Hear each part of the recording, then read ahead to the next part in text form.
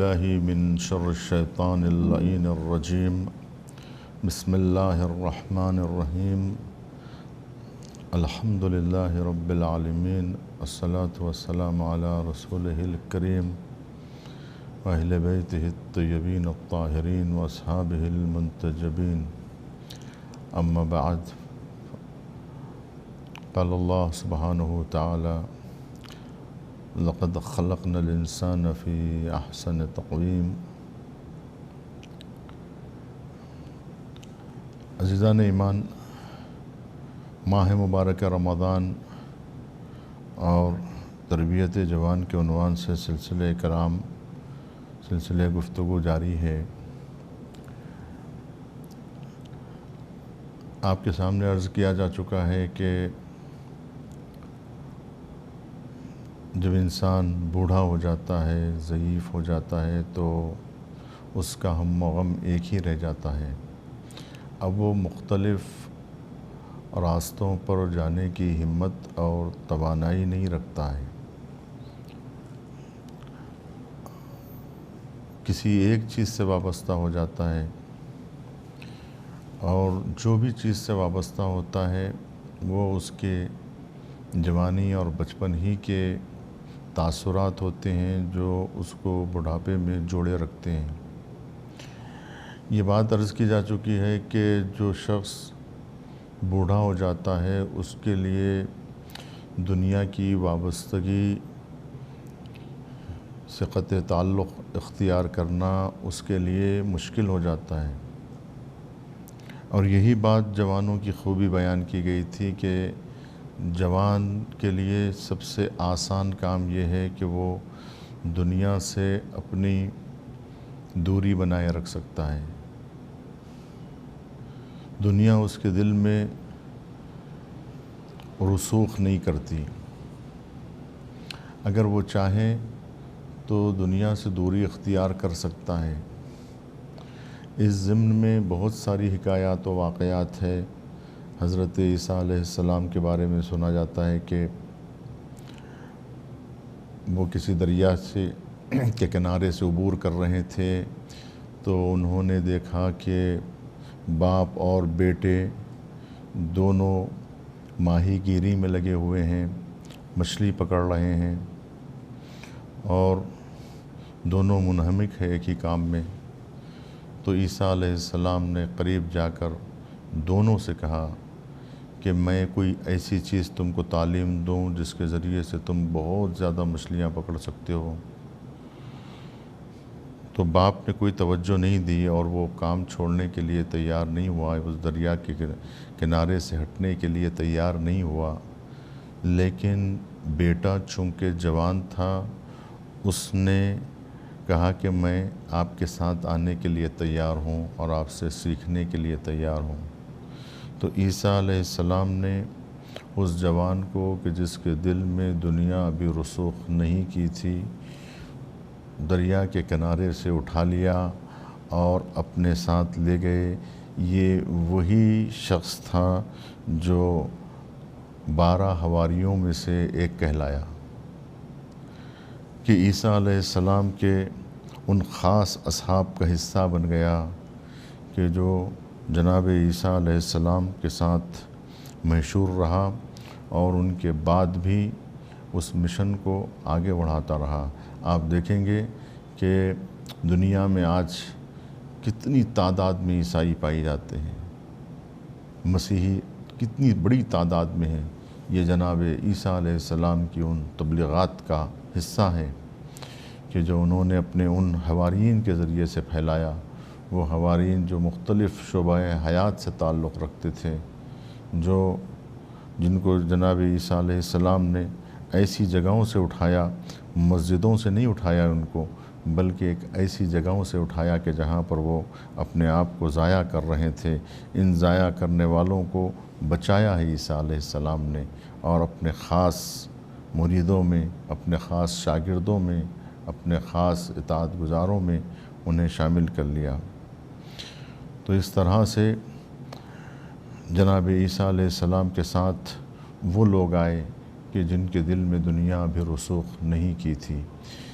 یہی وجہ ہے کہ دین اسلام میں بھی آپ دیکھیں گے کہ جوان زیادہ راغب ہوئے ہیں اور جو بوڑھے راغب ہوئے تھے وہ لوگ اتنے پائیدار نہیں رہ سکے، وہ اپنے دل سے دنیا کی محبت کو نہیں نکال سکے۔ وقتی طور پر ممکن ہے کہ انسان کچھ دیر کے لیے واعظ و نصیحت سنے اور متاثر ہو جائے، لیکن ہمیشگی کے لیے اسے تکرار عمل کرنا پڑے گا، تب کہیں جا کر وہ صفت اس کے اندر گھر کر سکے گی، مقام بنا سکے گی، جگہ بنا سکے گی۔ اب کوئی جوان محفل میں بیٹھا ہوا ہے، تقریر سن رہا ہے، تقریر سنتے ہی اس کے اوپر اثر ہوتا ہے، لیکن یہ اثر زود گزر ہوتا ہے، تھوڑی دیر کے لیے وہ متاثر ہوتا ہے اس درس سے، اس کے بعد میں رات گئی بات گئی کے عنوان سے ذہن سے وہ چیز نکل جاتی ہے۔ لیکن اگر کوئی اس بات کے اوپر عمل کرے اور ایک بار نہیں، دو بار نہیں، بلکہ اگر مسلسل کوشش کرتا رہے، صحیح پیہم مسلسل اس عمل کی تکرار کرتا رہے، اتنی تکرار کرے، اتنی تکرار کرے، اتنا عمل کرے، یہاں تک کہ وہ عمل اس کے لیے مقام بن جائے، تو کہتے ہیں اس مقام پہ فائز ہو گئے، اس منزل پر فائز ہو گئے، انہوں نے گھر بنا لیا، وہ ایک منزل پر پہنچ گئے۔ یعنی منزل کب بنتی ہے کہ جب وہ صفت اس جگہ کے اوپر گھر بناتی ہے، اپنا قیام گاہ بناتی ہے، تو اس کو کہتے ہیں ملکہ ہو گیا، ایک چیز اپنی ذات کے لیے ملکہ بن گئی، یعنی اس کے لیے ہٹنا مشکل ہے۔ کوئی جو ہے اتنی سخاوت کیا بچپن سے کہ اب 40 سال کے بعد اب اگر چاہتا ہے کہ اس صفت سے اپنے آپ کو دور کر لے تب بھی نہیں کر پاتا ہے۔ کیوں؟ اس لیے کہ زندگی بھر جو ہے ایک کام کرتا رہا، اب وہ عادت بن گئی، اب وہ چیز اس کے اندر رسوخ کر گئی، اب وہ اس صفت سے اس کا ہٹنا مشکل ہو جاتا ہے۔ یہ وہ بات ہے کہ جس کے لیے ہم کہتے ہیں کہ ضعیفوں کے لیے جب تک ڈالی کمزور ہے کسی بھی طرف مڑ سکتی ہے، لیکن جب وہ ڈالی مضبوط تناور درخت بن جاتی ہے تو اس کا موڑنا آسان کام نہیں ہوتا ہے۔ تو اسی لیے کہتے ہیں کہ جوانوں کو اخلاق کو بدلنا آسان کام ہے، لیکن بڑھاپے میں آ کر انسان اپنے اخلاق کو درست کرے بہت مشکل کام ہے۔ ابن مسکوے نامی ایک بہت بڑا فلاسفر گزرا ہے ابن سینا کے دور میں۔ ابن سینا سے بزرگ تھے ابن مسکوے۔ ابن مسکوے نے طہارت الاراق نامی کتاب لکھی کہ اخلاق کے ریشے،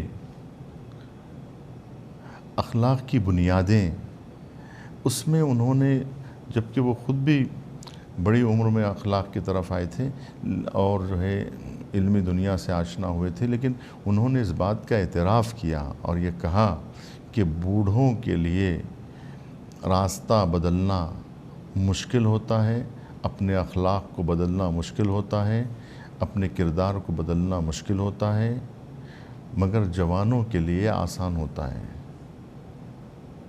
جوانوں کے لیے اپنے کردار کو بدلنا، اپنے اخلاق کو بدلنا آسان کام ہے۔ کیوں؟ اس لیے کہ ابھی وہ عمل جو ہے وہ گھر نہیں کیا ہے، عمل اتنا تکرار نہیں ہوا ہے کہ وہ گھر کر جائے، اور ایک لمبا عرصہ اس عمل میں اس نے نہیں گزارا ہے، ابھی وہ آشنا ہوا اور اپنے دل سے اس کو نکال دیا تو وہ نکال سکتا ہے۔ دنیا کی محبت کو وہ اپنے دل سے ہٹانا چاہے تو ہٹا سکتا ہے، ان یادوں کو بھلانا چاہے تو بھلا سکتا ہے، کیونکہ ابھی وہ چیز گھر نہیں کی ہے، ابھی وہ جو ہے لکیریں مضبوط نہیں ہوئی ہیں کہ جس کو ابھی وہ جو رابطہ ہے وہ رابطہ ابھی اس قدر مضبوط نہیں ہوا ہے کہ اس کو توڑنا مشکل ہو جائے۔ آپ دیکھیں گے کہ کتنے ایسے شادی شدہ زندگیاں ہیں جو سال 2 سال میں ٹوٹ جاتی ہیں۔ یہی رشتے اگر سال 2 سال میں نہ ٹوٹیں اور اسے جوڑ کے رکھیں تو پھر اس کے بعد میں 30-40 سال گزر جانے کے بعد अब फिर उन रिश्तों को तोड़ना आसान काम नहीं होता है। अब उन यादों को भुलाना और उस दोस्ती को तोड़ना आसान काम नहीं होता है। यही वजह है, आप देखेंगे कि जितने तलाक़ आप देखेंगे वो सब के सब इब्तिदाई दौर में होते हैं। 30 साल और 40 साल में मुमकिन है हो, हम ऐसा नहीं कह रहे, इससे पहले भी हमने एहतमाल दिया था कि 40 साल के बाद भी तब्दीली का इम्कान है, लेकिन शाज़ और नादिर बहुत कम हो जाता है एहतमाल। तो 40 साल के बाद भी तलाक़ मुमकिन है, लेकिन 40 साल के बाद तलाक़ का एवरेज कम हो जाता है, एहतमाल कम हो जाता है। शुरू में बहुत ज़्यादा रहता है, बाद में कम हो जाता है। क्यों? इसलिए कि शुरू में आपने अभी उतना अटूट रिश्ता अभी क़ायम नहीं हुआ है, तो टूटना भी आसान हो जाता है। इसीलिए कहते हैं कि जवानी में पराकिंदगी होती है, जहन जो है वो एक जगह पे मरकूज़ नहीं होता है, दोस्ती भी पायदार नहीं होती, दुश्मनी भी पायदार नहीं होती है, बुरे अखलाक हों कि अच्छे अखलाक हों, कोई भी पायदार नहीं होते हैं। क्यों? इसलिए कि उसके ऊपर तकरार अमल जो है वो साल नहीं हुआ है कि वो अब वो चीज़ मज़बूत हो जाए और पकड़ मज़बूत हो जाए, वो इतनी आसानी से नहीं होती है। तो यही वजह है कि ये चीज़ एक लिहाज से जवानों के अंदर जो है वो इम्तियाज़ी समझी जाती है, एक लिहाज से खूबी समझी जाती है, लेकिन एक एतबार से यह है कि ये नापायदार होने की वजह से एक कमज़ोरी भी है। लेकिन इसको अगर हम चाहें तो इस कमज़ोरी को इस तरह से दूर कर सकते हैं कि अच्छे अखलाक की तकरार करें और बुरे अखलाक को अपने आप से दूर करें। कि बुरे अखलाक को अपने आप से दूर करना और उन ख़ताओं का मिटना आसान काम है, लेकिन यही ख़ताएँ जब जो है मज़बूत हो जाती हैं तो एक बुढ़ापे के लिए तौबा करना बहुत मुश्किल हो जाता है। और यही वो चीज़ है जिसके लिए हम कहते हैं कि बूढ़े को बुढ़ापा संभालना सख्त हो जाता है, जवान को जवानी संभालना उतना सख्त नहीं है जितना बूढ़े को बुढ़ापा संभालना मुश्किल है। यही वो मसला है, क्योंकि अब उन आदतों का पलटना बहुत मुश्किल काम है। लोग कहते हैं इतने बूढ़े हो गए लेकिन आदतें नहीं गई, तो अब नहीं जा सकती वो आदतें, अब उसको ख़त्म करना बहुत मुश्किल काम है। जवान के लिए उतना मुश्किल नहीं है। इसी तरह से बचपने को संभालना आसान है, बच्चा बचपने को संभाल सकता है, जवान जवानी को संभाल सकता है, लेकिन बूढ़ा बुढ़ापे को नहीं संभाल सकता है। यही वो इंसानी ज़िंदगी की वो हकीकतें हैं कि जिसको समझने की ज़रूरत है और इस पर सोचने की ज़रूरत है कि आखिर ये क्या सिफ़ात है कि बच्चा, जब इंसान का बच्चा पैदा होते ही कमज़ोर होता है, वही हरन का बच्चा, वही जो है चील का बच्चा, वही परिंदों के बच्चे हवाओं में उड़ने लगते हैं, पैदा होते ही पर निकाल लेते हैं, और हरन का बच्चा चंद लम्हे में दौड़ना शुरू कर देता है। लेकिन इंसान का बच्चा ऐसा नहीं है, इंसान का बच्चा आहिस्ता आहिस्ता आशना होता है। वो इसलिए भी कि अगर ये बच्चा पैदा होते ही अपने पैरों पे खड़ा हो जाए तो माँ बाप से बेनियाज़ हो जाएगा, और अगर माँ बाप से बेनियाज़ हो जाए तो फिर माशरे की बुनियादें खोखली हो जाएंगी कि अशरफुल मखलूक़ात इस तरह से नापायदार हो जाएगा। लेकिन अगर आहिस्ता आहिस्ता आशना किया गया ताकि माँ का बच्चे से रिश्ता और मोहब्बत का ऐसा रिश्ता कायम हो जाए कि न बच्चा माँ को छोड़ सके, न माँ बच्चे से बेनियाज़ हो सके, तो इस तरह से अशरफुल मखलूक़ात कमज़ोर पैदा हुआ। लेकिन इस कमज़ोर बच्चे ने माशरे की मज़बूत बुनियादें डाल दी। माशरे की मज़बूत बुनियादें, इंसानी माशरे की मज़बूत बुनियादें इन्हीं बचपन में पड़ती है। अगर बचपन को इस तरह से संभाला जाए और सही मानों में बच्चे की परवरिश की जाए और माँ बाप का बच्चे से रिश्ता कायम हो, आज آج وہ رشتے کمزور ہوتے جا رہے ہیں۔ یہی وجہ ہے کہ محبتیں کم ہوتی جا رہی ہیں۔ ماں کو چاہیے کہ بچے کو اپنا دودھ پلائے، جب تک کہ ماں اپنے سینے سے چمٹا کے بچے کو اپنا خون جگر نہیں دے گی، اس وقت تک وہ مامتا کے رشتے اتنے قوی نہیں ہو پائیں گے۔ یہی وجہ ہے کہ یہ جتنے رابطے کمزور ہوتے جائیں گے، ویسے ہی رشتوں میں دراڑیں پیدا ہوتی جائیں گی، رشتے کمزور ہوتے چلے جائیں گے، اور پھر خود غرضیاں بڑھتی چلی جائیں گی۔ مامتا ماں کی وہ دولت ہے جو گھٹتی ہی نہیں۔ باپ تھک جاتا ہے، ماں پیار سے تھکتی ہی نہیں۔ تو یہ جو ماں کے اندر جو مامتا رکھی گئی ہے، یہ اللہ سبحانہ و تعالیٰ کی وہ حکمت ہے، یہ وہ عدالت کا تقاضا ہے، اور یہ وہ بنیادیں ہیں کہ جس کی وجہ سے بچے اور خاندان کا رابطہ مضبوط ہوتا ہے۔ تو یہ بچہ جب جوان ہوتا ہے تو اس کے اندر قدرت پیدا ہوتی ہے۔ میں نے کل اشارہ کیا کہ تھوڑی سی بحث جو ہے قدرت کے تعلق سے بھی ہونا ضروری ہے، کہ جوانی کا تعلق قدرت سے ہے، تو کیا آیا کہ یہ قدرت کا آیا جانا، یہ انسان کے اندر طاقت کا پیدا ہونا، یہ پیروں میں دوڑنے کی طاقت کا پیدا ہونا، یہ آنکھوں کے اندر جو ہے شہوت انگیز نگاہیں جو پیدا ہوئی ہیں، یہ جو تبدیلی آئی ہے جوانی میں، یہ جو قدرت پیدا ہوئی ہے، یہ انسانی جسم میں جو تبدیلی آئی ہے، قدرت لے کے آئی ہے، ایک طاقت لے کے آئی ہے، تو یہ طاقت کیا فساد برپا نہیں کر سکتی ہے؟ اگر طاقت نہیں تھی تو فساد کی طاقت بھی کم تھی۔ جب پیر دوڑ نہیں سکتے تھے تو پھر فساد کا دائرہ بھی محدود تھا، توڑ پھوڑ کا دائرہ بھی محدود تھا، لیکن جیسے ہی پیروں میں طاقت آئی، ایک گھر سے دوسرے گھر جانے کی طاقت پیدا ہوئی، ایک شہر سے دوسرے شہر جانے کی طاقت پیدا ہوئی، تو دوڑنے کی طاقت پیدا ہوئی، جسم میں قوت پیدا ہوئی، جسم میں طاقت پیدا ہوئی، تو یہ قدرت، ہاتھ میں طاقت پیدا ہوئی۔ ابھی تک اتنی طاقت سے نہیں توڑ سکتا تھا کسی چیز کو، اب اس سے زیادہ بڑی طاقت سے وہ توڑ رہا ہے کسی چیز کو، اور ہاتھ میں اتنی طاقت آ گئی ہے کہ کسی نہ کسی کو مار سکتا ہے۔ تو آیا یہ چیز، یہ طاقت اور یہ قدرت، یہ قوت فساد آور ہے یا نہیں ہے؟ اس کا لازمہ تو یقیناً فساد ہے، کہ اس سے فساد ممکن ہے کہ نہیں ہے؟ ہاں، حقیقت میں قدرت فساد آور ہے یا نہیں، یہ الگ فلسفی بحث ہے کہ اصل قدرت کے اندر فساد پایا جاتا ہے کہ نہیں۔ اب بعض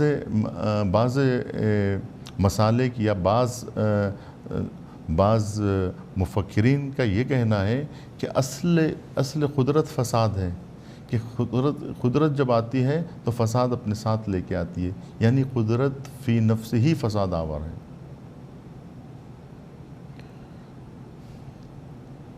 جبکہ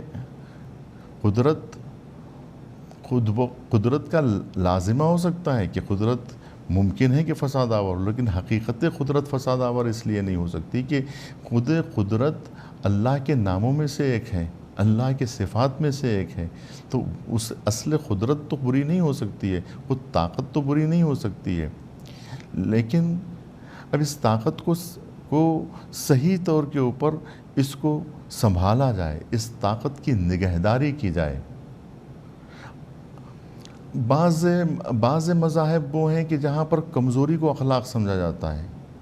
اب ہم اس بحث میں نہیں جائیں گے کہ طویل بحثیں، پھر کبھی انشاءاللہ اس کو جب عنوان قرار دیا جائے گا تو اس پر بحث کی جائے گی۔ میں ضمناً جوانی کی بحث میں اس بحث کو شامل کیا جا رہا ہے کہ جوانی کا لازمہ چونکہ قدرت اور طاقت ہے، اور جوانی میں قدرت پیدا ہوتی ہے انسان کے اندر، تو اس کو کنٹرول کیسے کیا جائے۔ ایک نئی چیز، ایک نئے احساسات چونکہ جنم لے رہے ہیں، ایک نئی طاقت انسان کے اندر آ رہی ہے، وہ ہے شہوت کی شکل میں۔ شہوت ایک آگ ہے، ایک طاقت ہے کہ شہوت کے آنے سے انسان جو ہے بے قابو ہو سکتا ہے، کسی پر جھپٹ سکتا ہے، کسی کو نوچ کھا سکتا ہے، ایک درندہ بن سکتا ہے، کیونکہ شہوت درندگی پیدا کر سکتی ہے کہ انسان کو جتنی بھوک نہیں ہے اس سے زیادہ وہ جو ہے نا اناج جمع کر سکتا ہے، وہ یہ بھی ایک شہوت ہے۔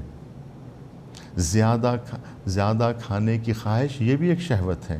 زیادہ دیکھنے کی خواہش، یہ بھی ایک شہوت ہے۔ زیادہ سننے کی خواہش، یہ بھی ایک شہوت ہے۔ لیکن اس شہوت کو کیا کیا جائے، کیونکہ شہوت تو قدرت کی طرف سے عطا ہوئی ہے، یہ تو خود قدرت ہے، شہوت خود ایک طاقت ہے، یہ تو ہے ہی۔ اگر دیکھنے کی خواہش نہ ہو تو آدمی دیکھے گا ہی نہیں، کہ آنکھ رہے گی لیکن دیکھے گا نہیں، کان رہیں گے لیکن سنے گا نہیں، زبان رہے گی لیکن بولے گا نہیں، نفس رہے گا لیکن جنسی خواہش اس کے اندر پیدا ہی نہیں ہوگی۔ تو یہ ساری چیزیں ضروری ہے کہ نہیں ہے؟ کھانا ضروری ہے کہ نہیں ہے؟ دیکھنا ضروری ہے کہ نہیں ہے؟ سننا ضروری ہے کہ نہیں ہے؟ اب یہ بات ہے کہ کیا سنا جائے کہ کیا نہیں سنا جائے، کیا دیکھا جائے کہ کیا نہیں دیکھا جائے، کیا بولا جائے اور کیا نہ بولا جائے۔ تو یہ قدرت کے اوپر پابندی لگائی جائے کہ اس قدرت کو مہار دی جائے کہ یہ قدرت بہکنے نہ پائے، یہ طاقت بہکنے نہ پائے۔ تو اس طاقت کو پہرے کیسے بٹھائے جائے اس طاقت کے اوپر؟ تو میں عرض کر رہا تھا کہ کچھ مذاہب ایسے ہیں، کچھ فکریں ایسی ہیں جو یہ کہتی ہیں کہ جو انسان کمزور ہے وہ بااخلاق ہے۔ ضعف، کمزوری، یہ جو ہے اخلاق کا حصہ ہے۔ وہ بہترین انسان ہے جو کمزور ہے، جس کے پاس طاقت نہیں ہے کچھ کرنے کی، وہ انسان بہترین انسان ہے۔ جو اپاہج ہے، جو کچھ کر نہیں پاتا ہے، جس کا ہاتھ اٹھتا نہیں ہے، جو کمزور ہے، جس کے پاس صلاحیت ہی نہیں ہے، تو وہ بہت اچھا آدمی ہے۔ یہ اخلاق ہے۔ اور اس کے مقابلے میں دوسری فکر اور دوسرے فلاسفروں کا یہ کہنا ہے کہ نہیں، قدرت ہی اخلاق ہے۔ جس کے پاس قدرت ہے، جس کے پاس طاقت ہے، وہی جو ہے بڑا آدمی ہے، وہی با کمال ہے، وہی با اخلاق ہے جس کے پاس قدرت ہے۔ لوگ کہتے ہیں میں بہت سرفراز انسان ہوں، یعنی امتیاز ہے یہ، میں کسی کو بھی مار سکتا ہوں، میں کسی کا بھی گلا دبا سکتا ہوں، یعنی یہ ایک امتیاز سمجھتا ہے وہ۔ میں تہس نہس کر دوں گا، میں راکھ کے ڈھیر میں بدل دوں گا،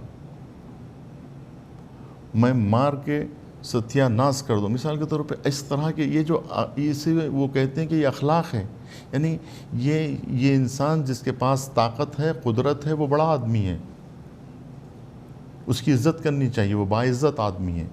جو مار سکتا ہے، توڑ سکتا ہے، دفنا سکتا ہے، یہ طاقتور انسان ہے، اور طاقتور انسان باعزت انسان ہوتا ہے، با اخلاق انسان۔ لیکن اس کے مقابلے میں اسلام نے کہا کہ قدرت اخلاق نہیں ہے، بلکہ اخلاق قدرت ہے۔ اخلاق کے اندر قدرت پائی جاتی ہے، کردار کے اندر جو خود طاقت پائی جاتی ہے، کہ اخلاق خود جو ہے قدرت رکھتی ہے۔ تو قدرت کے انواع، اسلام نے قدرت سے منع نہیں کیا ہے، قدرت حاصل کرنے کو برا نہیں سمجھا ہے، کہ قدرت فی نفسی ہی فساد نہیں سمجھا گیا ہے اسلام میں، کہ اصل قدرت کو فساد کے طور پہ نہیں دیکھا گیا ہے۔ رسول اکرم نے امت مسلمہ کو طاقتور بنایا ہے۔ جس وقت اسلام آیا تھا، مسلمان کیا کھاتے تھے، کیا پہنتے تھے، کن مکانوں میں رہتے تھے، لیکن حضور صلی اللہ علیہ وآلہ وسلم نے کتنی جلدی سے عرب کے معاشرے میں تبدیلی لے آئی، کس طرح سے عرب کے معاشرے کو بدلا۔ وہ لوگ جو گندلی نالی کا پانی پیتے تھے، انہیں صاف اور شفاف پانی پلایا۔ حضور سرور کائنات نے ان ننگے بھوکے افراد کو، برہنہ لوگوں کو لباس پہنایا، کلچر بدلا، تہذیب بدلی، اور اس طرح سے انہیں قدرت عطا ہوئی، جسے قدرت اقتصادی کہا جاتا ہے۔ تو اقتصادی قدرت کو بدلا، کردار بدلا، اس طرح سے کلچر کی طاقت پیدا کی، تہذیب کی طاقت پیدا کی، اور اس کے بعد نظامی طاقت پیدا کی، ان کے اندر حوصلے پیدا کیے، ہتھیار لیے گئے، اور اپنے آپ کو قوی کیا گیا کہ دشمن کے مقابلے میں کمزور نہ ہو۔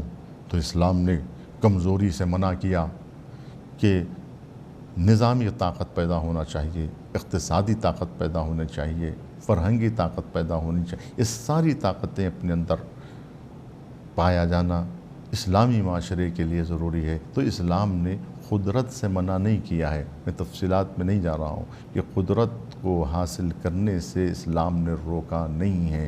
दरख्त ख़ुद हुज़ूर सरवर कायनात ने लगाए। कितने कुएँ हैं जो मौलाए कायनात ने खोदे हैं, तो कितने दरख्त हैं जो हुज़ूर ने लगाए हैं, जिसे अजवा का दरख्त जो लोग कहते हैं या बाग़ फ़िदक जो आप कहते हैं, ये सब के सब हुज़ूर की मेहनतों का नतीजा है। तो इस्लाम ने, पैगम्बर इस्लाम ने और अमीर कायनात ने, इस्लामी उम्मत ने हर एतबार से तरक्की की, कुदरत हासिल की। तो ये कुदरत का हासिल करना कोई बुरी बात नहीं है, लेकिन मसला ये है कि इस कुदरत को कंट्रोल कैसे किया जाए, कुदरत पे पहरे कैसे।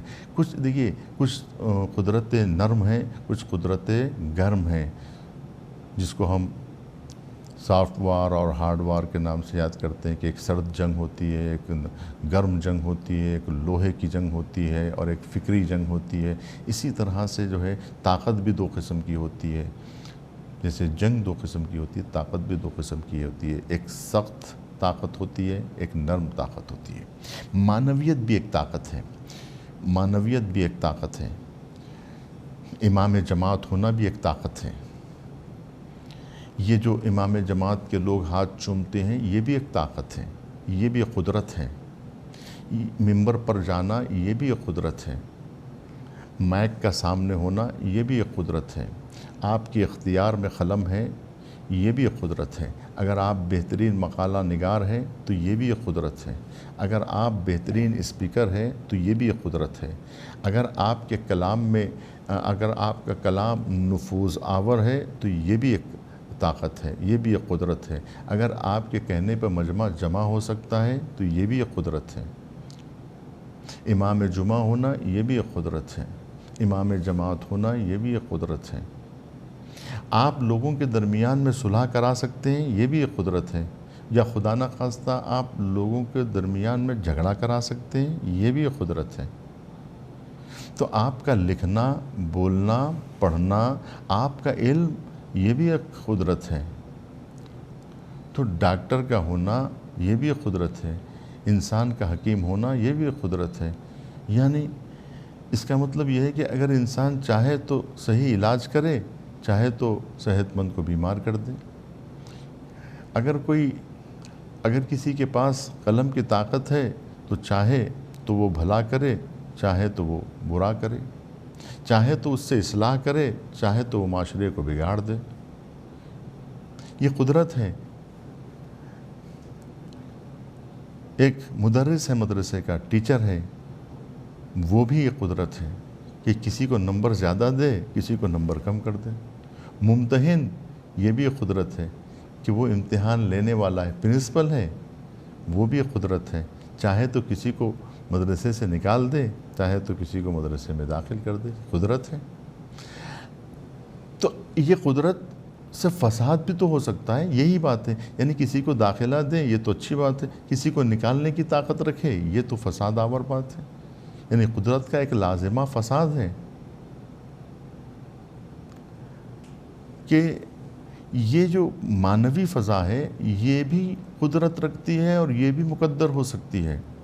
यानी इमाम जमात भी, यानी खिताबत भी जो एक कुदरत है, इस कुदरत का मिसयूज़ हो सकता है। इस कुदरत का गलत इस्तिफ़ादा, गलत इसका काम हो सकता है, इससे गलत काम लिया जा सकता है। यानी इस कुदरत को गलत काम में भी इस्तेमाल किया जा सकता है।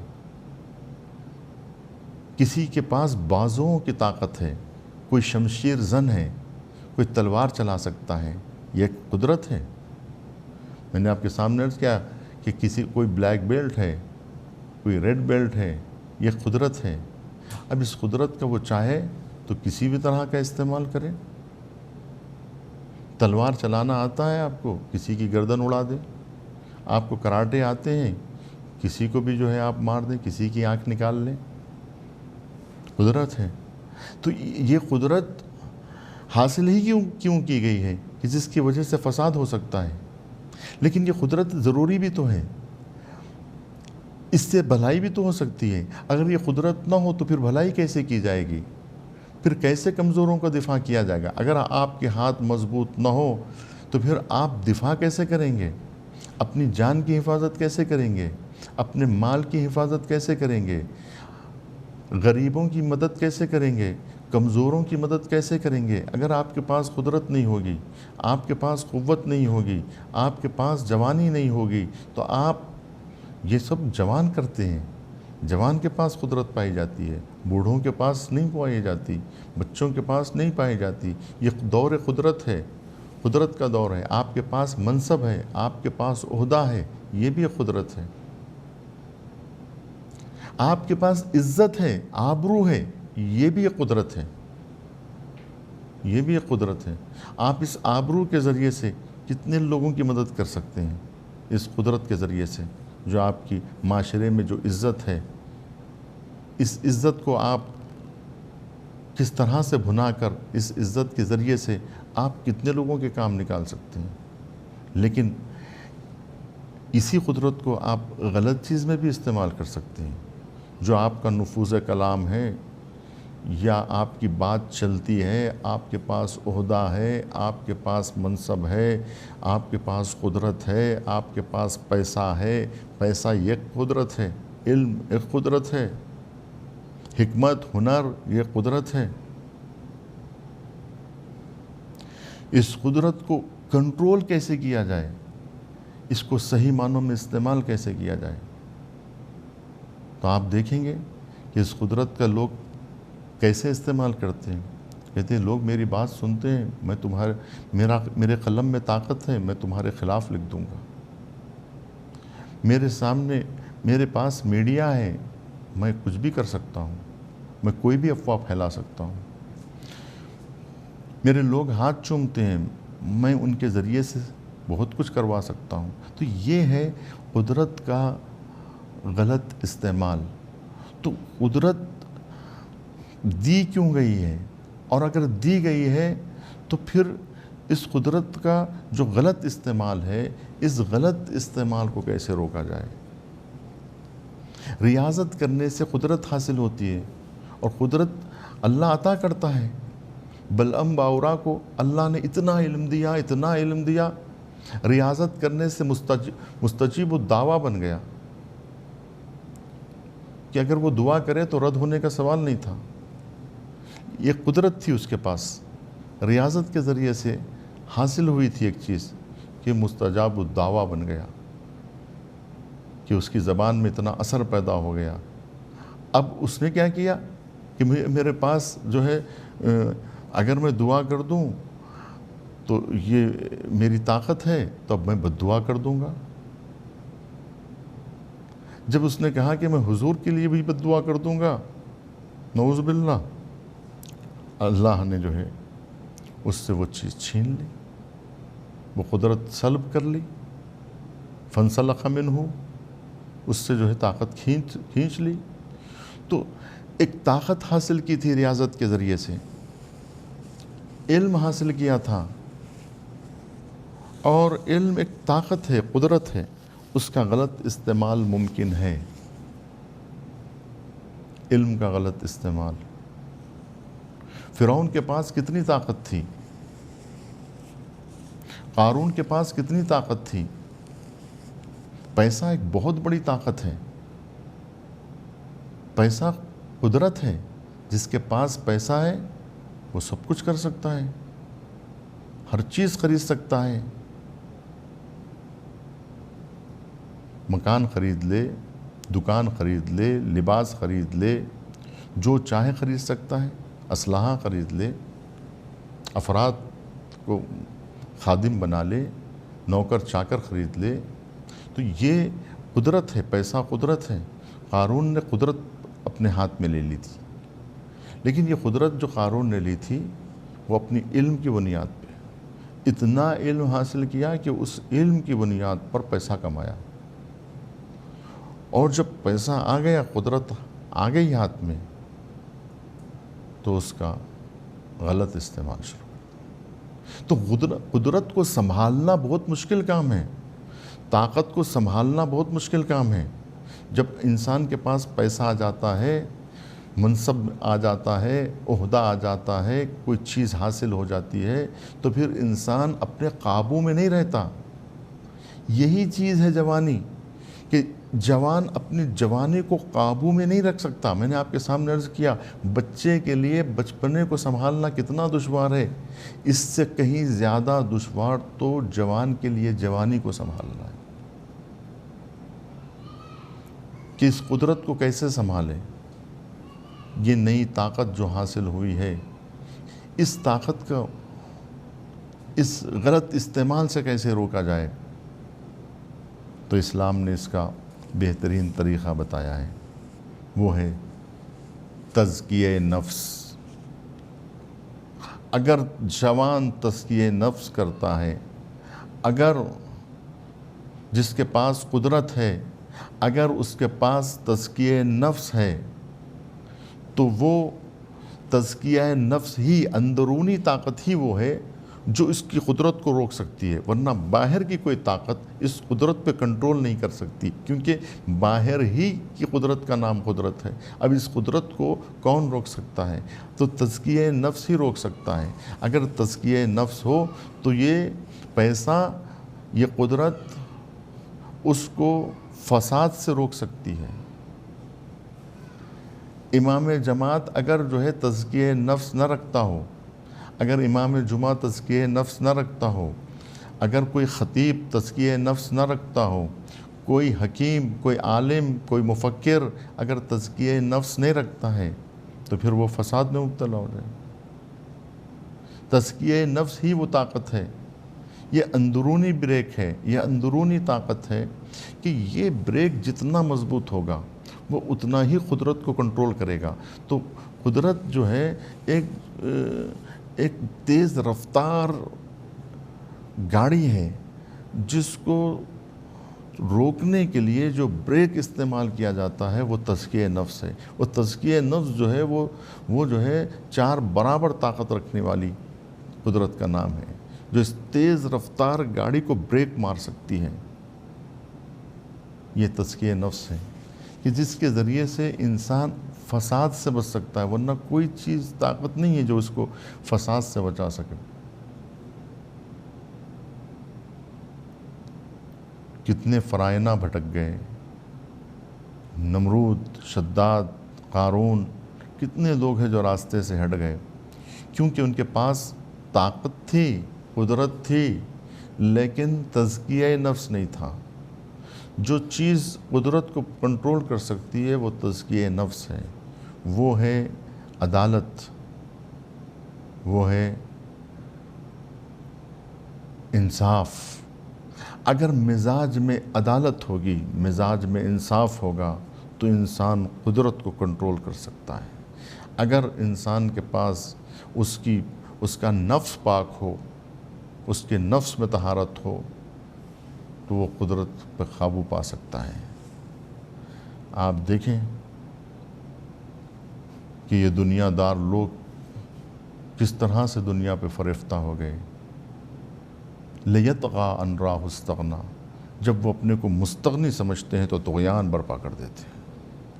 تو یہ طغیانیت جو آتی ہے، اپنے کو مستغنی اور بے نیاز سمجھ کے آتی ہے۔ اگر انسان یہ سمجھ لے کہ یہ قدرت عارضی ہے، قدرت خدا کی دی ہوئی ہے، قدرت ہماری اپنی ذاتی نہیں ہے، ہماری اپنی ذاتی نہیں ہے، ہماری اپنی خود کی کمائی ہوئی نہیں ہے، قدرت اللہ کی دی ہوئی ہے۔ یہ جو عزت امام جماعت کو ملی ہے، یہ اللہ کی دی ہوئی ہے۔ یہ جو عزت ایک امام جمعہ کو، ایک خطیب کو، ایک عالم کو، ایک فقیہ کو، ایک مجتہد کو، ایک مفکر کو، ایک عالم و فاضل کو، ایک ہنرمند کو جو چیز ملی ہے، جو قدرت ملی ہے، وہ اللہ سبحانہ و تعالیٰ کی طرف سے ملی ہے۔ کوئی ہنر ایسا نہیں ہے کہ جو انسان اپنی زور بازو سے حاصل کرے۔ ان سعادت بے زور بازو نیست، تانا بخشت بخشندہ مہربان۔ السلام علیکم ورحمۃ اللہ وبرکاتہ، وآخر دعوانا الحمد للہ رب العالمین۔